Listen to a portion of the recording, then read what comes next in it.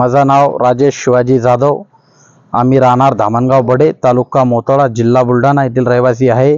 आज आमच्या शेतामध्ये मक्कामध्ये फ्युरी टाकत असताना त्या फ्युरीमुळे आमच्या 5-6 जणांवरती इन्स्पेक्शन झालेलं आहे, ॲक्शन झालेलं आहे। त्याच्यामध्ये आमचे 4 परिवारातले 4 लोक बुलढाणा येथे आणलेले आहे उपचारासाठी। तिच्यामधून आमच्या आबांची डेथ झालेली आहे आणि 3 लोक उपचार बुलढाणा सिव्हिलमध्ये इथे घेत आहे। हे कशामुळे झालेलं आहे? हे फ्युरीमुळे, जी फ्युरी असते मक्कामध्ये टाकायची, हे तिच्यामुळे झालेलं आहे। त्यांना नेमकं काय झालं सुरुवातीला त्यांना उलट्या आणि मळमळ व्हायला लागली। आम्ही धामणगाव बडेच्या सिव्हिलला घेऊन गेलो। तिथून डॉक्टरांनी सांगितलं की यांना बुलढाणा ताबडतोब घेऊन जा, यांची तब्येत खराब आहे। आपण ही माहिती कृषी विभागाला दिलेली आहे का? नाही, आतापर्यंत कुठेही दिलेली नाही।